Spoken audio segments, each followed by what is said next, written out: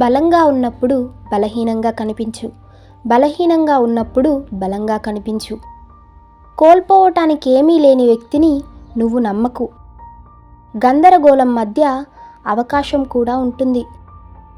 నీ శత్రువును తెలుసుకోవాలంటే నువ్వే నీ శత్రువుగా మారాలి. మనస్సు సిద్ధమైతే శరీరం ఏమీ లేకున్నా కానీ కొనసాగుతుంది. ఒక అడుగు వేసే ముందు ఆలోచించు, సావధానంగా ఆలోచించు. పోరాడాలి అనుకునే వాడు ముందు మూల్యం ఎంతో లెక్క పెట్టాలి.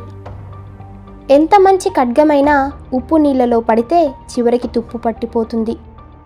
శత్రువు ఎక్కడో ఉండడు, నీ పక్కనే ఉండి నీ గురించి అన్నీ తెలుసుకుంటూ ఉంటాడు. ఒంట్లో రక్తం, తలపై కొమ్ములున్న ప్రతి జంతువు దాడి చేసినప్పుడు తిరిగి పోరాడుతుంది. కష్టమైనది తేలిగ్గా ఉన్నప్పుడే ప్రణాళిక వెయ్యి, గొప్పది చిన్నగా ఉన్నప్పుడే దాన్ని చెయ్యి. నీ స్నేహితుడు నీ శత్రువుతో సన్నిహితంగా ఉంటే నువ్వు నీ స్నేహితుడితో ఇక కలవకూడదని అర్థం. శత్రువును నాశనం చేయవలసిన అవసరం లేదు. పోరాడాలన్నా అతని సంకల్పాన్ని నాశనం చేస్తే చాలు.